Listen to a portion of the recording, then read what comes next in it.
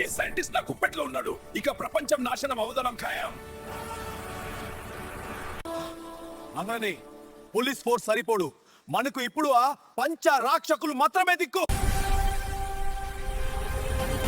నాపై వచ్చిన నా దగ్గర కింద బలం కాడు, ఉన్న బలం కూడా ఉంది. అది చిప్పుకంటే ఫాస్ట్ పట్టుకోలేరు.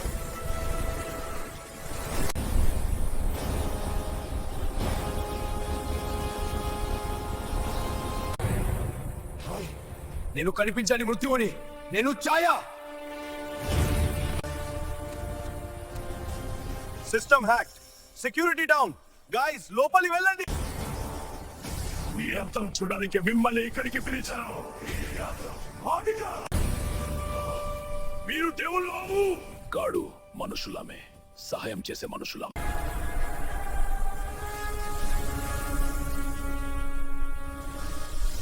నవయుగ నగరం శాంతితో నిద్రపోతోంది. కాని ఆ రాత్రి ఆకాశం ఉరుములతో దద్దరిల్లింది.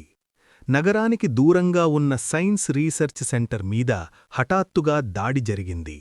అది సాధారణ దొంగలు చేసిన పనికాదు. కాలకేతు సైన్యం వింత ఆయుధాలతో దాడి చేసింది.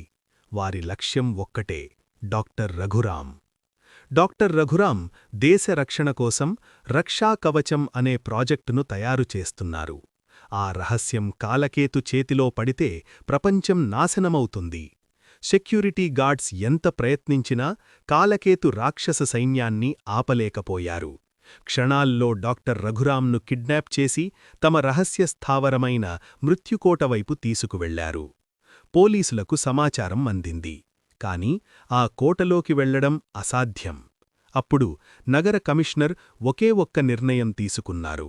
పంచరక్షకులను పిలవాలి. ఆకాశంలో రక్షక సిగ్నల్ వెలిగింది. మరుక్షణం నగరం నలుమూలల నుండి 5 వీరులు అక్కడికి చేరుకున్నారు. భారీ దేహంతో వజ్ర నేల అదిరేలా దిగాడు. గాలిని చీల్చుకుంటూ వాయు వచ్చాడు. మంటల్లో నుండి జ్వాల ప్రత్యక్షమైంది. చీకటిలో నుండి ఛాయ బయటకు వచ్చింది.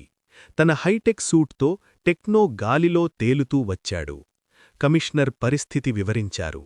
డాక్టర్ రఘురాం సూర్యోదయం లోపు కాపాడకపోతే కాలకేతు ఆ కోడ్ను చేజిక్కించుకుంటాడు. టెక్నో తన కంప్యూటర్ కళ్లద్దాలతో స్కాన్ చేశాడు. వారు డాక్టర్ను మృత్యుకోటలోని 50వ అంతస్తులో బంధించారు. చుట్టూ లేజర్ గన్స్, వందలాది రోబోట్ సైనికులు ఉన్నారు అని చెప్పాడు. సంఖ్య ఎంతైనా సరే మన లక్ష్యం ఒక్కటే, డాక్టర్ను బ్రతికించడం అని వజ్ర గంభీరంగా అన్నాడు.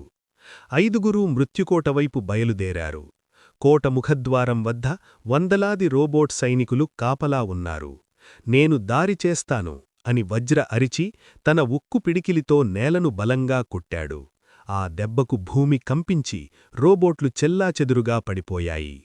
అదే అదునుగా వాయు మెరుపువేగంతో లోపలికి దూసుకెళ్లాడు. అతని వేగానికి రోబోట్లకు కనీసం టార్గెట్ కూడా దొరకలేదు. జ్వాల తన చేతుల నుండి అగ్నివర్షం కురిపిస్తూ శత్రువుల ఆయుధాలను కరిగించేసింది. కాని వారు లోపలికి వెళ్లగానే అసలు ప్రమాదం ఎదురైంది. కోట తలుపులు మూసుకుపోయాయి. లోపల విషవాయువు వదలడం మొదలైంది. ఇది ఉచ్చు అని ఛాయ అరిచింది. డాక్టర్ రఘురాం బ్రతికే ఉన్నారా, లేక ఈ 5 హీరోలు కాలకేతు పన్నిన వలయంలో చిక్కుకున్నారా? విషవాయువు గదినిండా విస్తరిస్తోంది. సామాన్యులైతే క్షణాల్లో చనిపోయేవారు. టెక్నో వెంటనే స్పందించాడు. నా దగ్గర యాంటీటాక్సిన్ ఫిల్టర్లు ఉన్నాయి అంటూ తన సూట్ నుండి ఒక తరంగాన్ని విడుదల చేశాడు. అది ఆ విషవాయువును నిర్వీర్యం చేసింది.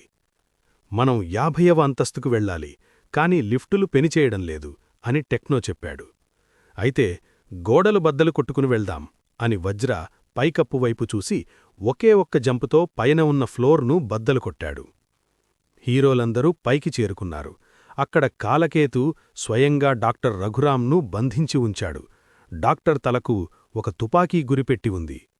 ఆగండి, ఒక్క అడుగు ముందుకు వేస్తే ఈ డాక్టర్ ప్రాణాలు గాలిలో కలిసిపోతాయి అని కాలకేతు వికటాట్టహాసం చేశాడు.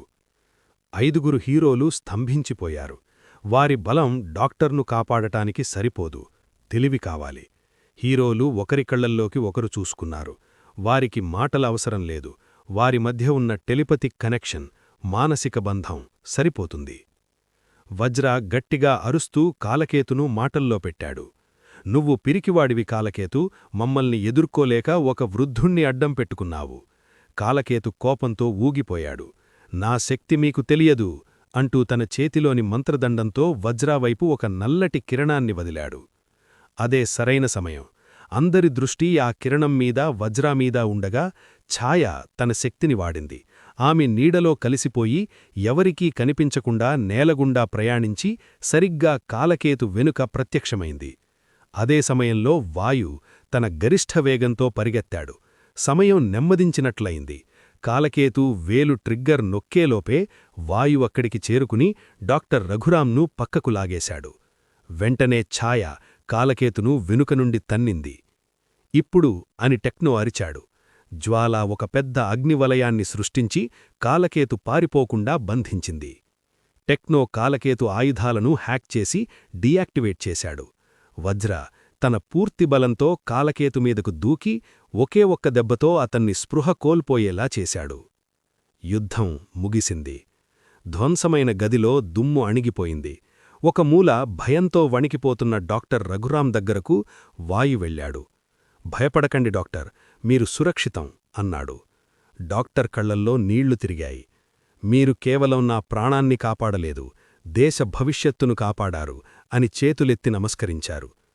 పోలీసులు వచ్చి కాలకేతును అరెస్టు చేశారు. డాక్టర్ రఘురాంను సురక్షితంగా ఇంటికి చేర్చారు. సూర్యుడు ఉదయిస్తున్నాడు. నవయుగ నగరం భవనాలపై నిల్చుని 5 రక్షకులు నగరాన్ని చూస్తున్నారు. మనం ఉన్నంతకాలం ఈ నగరానికి ఏ ఆపదా రాదు అని వజ్ర అన్నాడు. వారంతా చిరునవ్వుతో మళ్లీ ఆకాశంలోకి ఎగిరిపోయారు. ముగింపు. ఈ కథలో మనం చూసింది కేవలం బలం మాత్రమే కాదు, ఐకమత్యం మరియు సమయస్ఫూర్తి. ఎంత పెద్ద ఆపద వచ్చినా కలసికట్టుగా పోరాడితే విజయం సాధించవచ్చు అని పంచరక్షకులు నిరూపించారు. పార్ట్ 2 త్వరలో.